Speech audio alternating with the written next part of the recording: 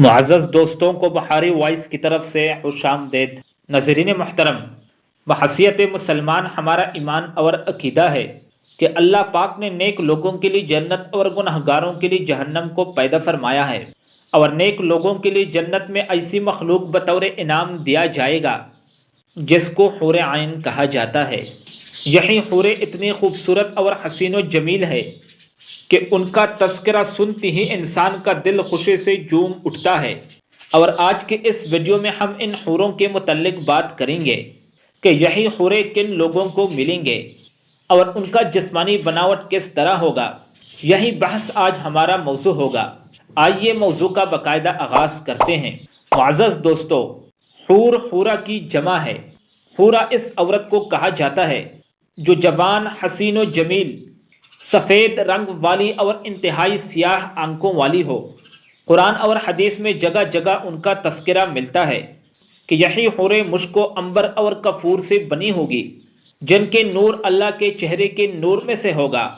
اگر سورج کو انگلی دکھا دے تو سورج نظر نہیں آئے گا۔ ناظرین محترم، اللہ تعالیٰ نے حور عین کو زعفران سے تخلیق کیا ہے۔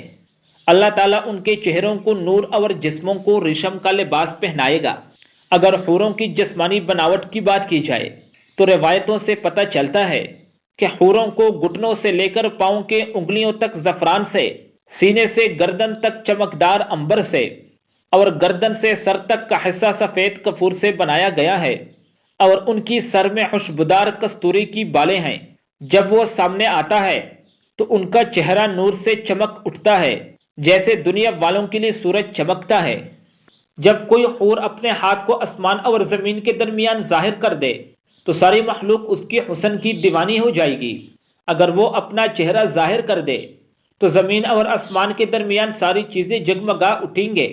ایک روایت کے مطابق جنت الفردوس اور جنت عدن کے درمیان ایسی حوریں موجود ہے جو جنت کے گلاب سے پیدا کی گئی ہے، جو نہ کبھی سوتی ہے، نہ ان کے خیز آتا ہے، اور نہ اسے کوئی بیماری آتی ہے، اور نہ وہ حاملہ ہوں گے، بلکہ ہمیشہ کنواری رہیں گے۔ ناظرین محترم، حوروں کی کئی قسمیں ہیں۔ ہر جنت میں الگ الگ قسم کے حوریں ہیں۔ حضرت ابن عباس رضی اللہ تعالیٰ عنہ نے فرمایا کہ جنت میں ایک نہر ہے، اس کے نیچے حوریں اگتی ہے اور بہت خوبصورت آواز میں تلاوت کرتی ہے اور اللہ تعالیٰ کی حمد و ثنا بیان کرتی ہے۔ تو جنتی جب جنت میں اس نہر کے پاس پہنچیں گے تو حوروں سے ہاتھ ملائیں گے۔ جب کوئی مرد اس حور کے کلائی کو چھومے گا تو وہ حور اس مرد کے پیچھے چلے گی اور اس کی جگہ دوسری حور اگ آئے گی۔ معزز دوستو، جنت میں ایک درخت ہے جس کے نیچے ابری ہوئی چاتی اور کنواری حوریں ہوں گے۔ وہ وہاں گیت اور نعمے گائیں گے۔ جب درخت یہ آواز سنے گا تو اس کے شاخیں ایک دوسرے سے ٹکرا کر ایک خوشگوار آواز پیدا کرے گا۔ اسی طرح روایتوں کے مطابق جب کوئی جنتی مرد کسی حور سے ہم بستری کرے گا تو اس کی شہوت 70 سالوں تک اس کی جسم میں گردش کرتی رہے گی، جس سے وہ لذت پاتا رہے گا۔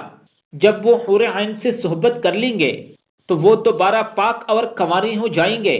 روایتوں میں ملتا ہے کہ یہی حوریں اتنے خوبصورت ہیں کہ ان کی پنڈلیوں کا گودا بھی ان کے کال سے نظر آتا ہے، اتنی شفاف بدن والی ہوں گے۔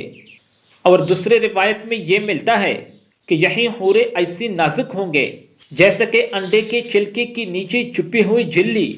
ناظرین محترم، جنت ایک ایسی جگہ ہے جہاں انسان کی ہر خواہش پوری ہو جائے گی، لیکن اس نعمت والی جگہ اور حوروں کو حاصل کرنے کے لیے اس دنیا میں کچھ کرنا ہوگا۔ اللہ تعالیٰ کے احکامات اور حضور صلی اللہ علیہ وسلم کے طریقوں کے مطابق اس دنیا میں چلنا ہوگا، تبھی جا کر یہی نعمتیں حاصل ہوں گے۔